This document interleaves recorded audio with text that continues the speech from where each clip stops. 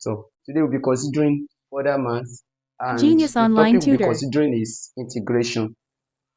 Integration, and we'll look into one of the questions that came out in this year WAEC, 2026 WASE, which is number 30 in OBJ.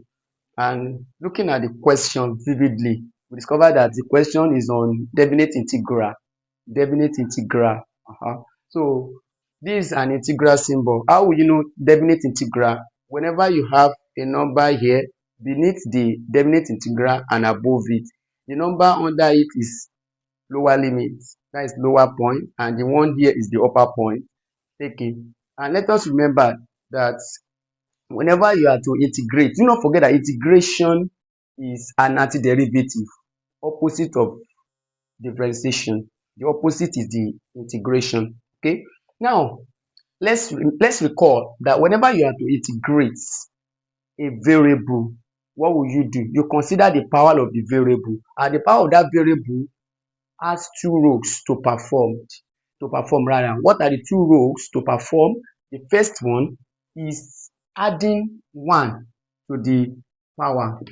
The power here is 3. You add 1 to that power, then whatever result you have, you write it, you repeat it there, then over Genius whatever Online result you Tutor. have, which simply means that you add 1 to the power, your result will be taken as denominator of whatever terms you are dealing with. Let us proceed. Let's focus as I proceed. It's very easy. Now let's go. Immediately you start integrating, the integral value will be eliminated. Take note, the integral value, the integral symbol rather, will be eliminated. So let's go. As I've said, you add 1 to the power. That will be 7x raised to power 3 plus 1. That is 4. Then over the 4. Opposite of addition is subtraction.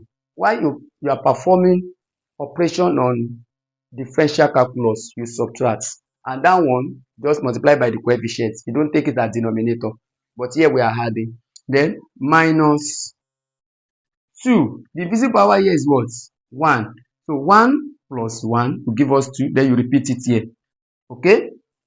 Then after that, you are made to add arbitrary constants, a constant here, which is constant C. Well, I want you to know that in as much it is on definite integral, it is on definite integral. So in as much it is on definite integral, you don't need to add the arbitrary constant, because eventually the arbitrary constant will be eliminated at the end, because as you be subtracting the second one from the first one, that is lower limit from the upper limit, it will be eliminated. But on a normal ground, if you are to integrate without having definite integral, what will you do? You make sure you indicate your arbitrary constants. What is the origin of these arbitrary constants? I said, if you have been following me, I said integration is the opposite of differentiation, that is antiderivative. So because of that, whenever you are to differentiate, the rule states that if you are to differentiate a constant, the result is 0. So we don't know the constant that is here. We don't